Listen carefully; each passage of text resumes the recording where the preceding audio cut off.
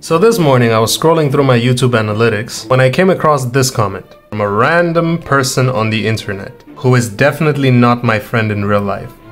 And they said, please make a video on how to draw from scratch. Now what I assume this random person means is please make a video on how to learn how to draw, which is kind of what this video is. Kind of. In this video, I'll give you the single best piece of advice that I can offer to beginner artists. And no, I won't include any of that generic but good art advice that's like, yes, you need to master composition, perspective, forms and structures, and color theory. No, personally, I think that's too much for a beginner, especially for someone that literally just got into art. So stick around to the end so that you can understand my slightly controversial piece of art advice.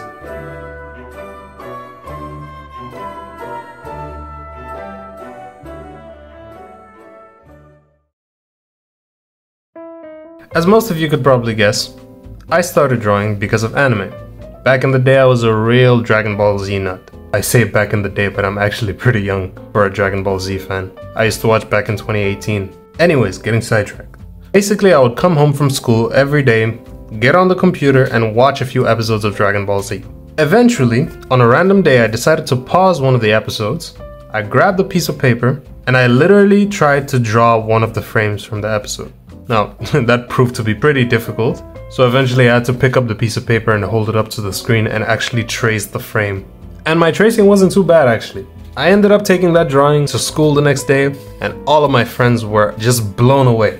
Eventually I kept doing it again and again and again, until eventually I discovered that, hey, maybe this drawing thing can work out. Now, you can probably guess where I'm going with this. The single best piece of advice that I can give to beginner artists is to just copy. That's it. Just copy. Now, what I mean by that? I literally mean just copy other people's work. Now, you might think I'm crazy, but I don't think that the best way to learn is to draw boxes or spheres or prisms, or even to learn the art fundamentals. Now, that's not to say that those are bad ways of learning. In fact, that's actually the most efficient way of learning. But it's also the fastest way to kill your passion for art. See, art is just that. It's a passion. And most people in life don't even get to find their passion. So we as artists are incredibly lucky to have found our passion in life, and we should treat it with extreme care. So that's why I say that the best advice that I can give to beginners is to copy other people's work. Now, I do not mean plagiarism. Do not plagiarize people's work. What I mean is look at their work and try to reproduce it yourself. Even if that means tracing. But if you trace, do not pass it off as your own work, because again, that's plagiarism. Copying people's work actually has a lot of benefits that you probably wouldn't even realize on a surface level. When you try to reproduce someone else's work, it forces you to observe the piece extremely closely so that you can get it as accurate as possible. And it builds upon your observation skills, which, if you didn't know, is an artist's most important skill. As you observe the techniques that other artists use, you're expanding upon your mental library. Now, what do I mean by mental library? Well, think of it like this. Your mental library is information that you've learned from somewhere and has been stored in your brain. See, I don't believe in drawing from imagination.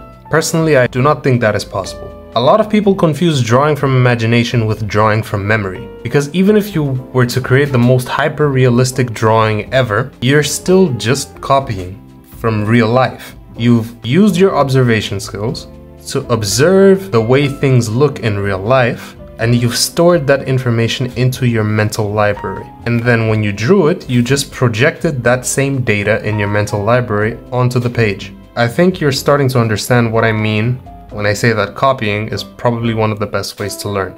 Not only that, but copying is fun because it relieves the stress of having to think about all of the other crucial and meticulous details that go into an art piece, because somebody has already done that for you.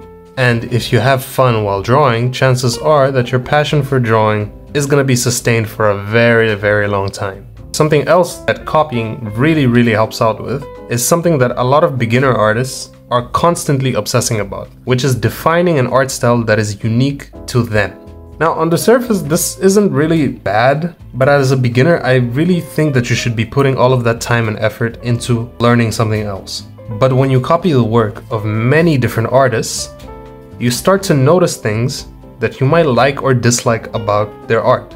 For example, imagine you have artist 1 and artist 2.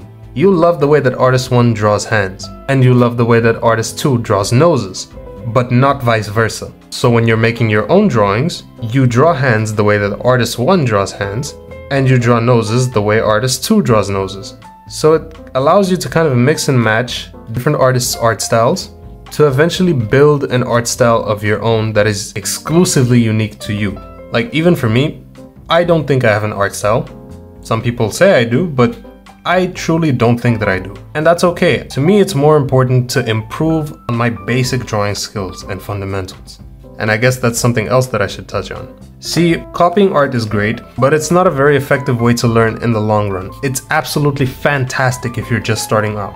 But after a while, you're gonna get to a certain skill level where just copying other people's art is not gonna cut it anymore. Then I would say that it is okay to start learning the fundamentals, like perspective, form, construction, color theory, because by then you already nurtured this love for art. You already discovered the passion that you have, that you're willing to go through the sacrifices. You're willing to put in the effort to learn these things so that your art can improve. Anyways, that's pretty much all I had to say. Hope that was helpful.